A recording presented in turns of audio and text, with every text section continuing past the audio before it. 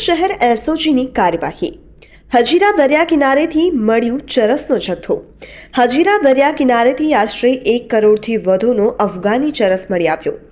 SOG દ્વારા ચરસ કબજે કરી કાર્યવાહી શરૂ કરાઈ। સુરત દરિયાઈ માર્ગે થતા ડ્રગ્સ સ્મગલિંગના રેકેટનો પર્દાફાશ થયો। એસઓજી દ્વારા 1.87 કરોડની કિંમતનું ડ્રગ્સ મળી આવ્યું। હાઈ પ્યોરિટી અફઘાની ચરસનું વજન 1.754 કિલોગ્રામ મળી આવ્યું હતું।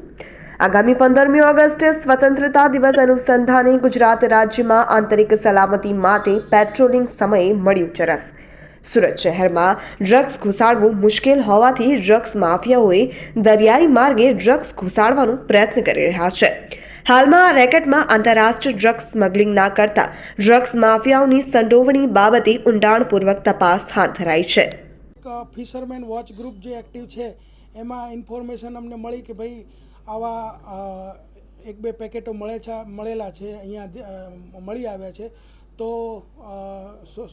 હજીરા મરીન અને એસઓજી બંને ત્યાં સર્ચ કરતાં અમને 3 કિલો અને 754 ગ્રામ અફઘાની ચરસ, જેની કિંમત ઇન્ટરનેશનલ ભાવ મુજબ 1,87,70,000 રૂપિયા થાય છે।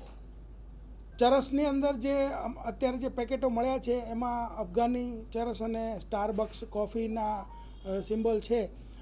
બીજી જે તપાસ છે, અગાઉની પણ જે તપાસો છે ચાલુ છે। અગાઉ 2023ની અંદર અહીંયા સુરત સિટીની અંદર 9 કિલો, 8 કિલો અને 13 કિલો એમાં એસઓજી અને ક્રાઇમ બ્રાન્ચને આવું જ અફઘાની ચરસ મળેલું છે, જેની કુલ કિંમત 15 કરોડ ને 45 લાખ જેટલી થાય છે।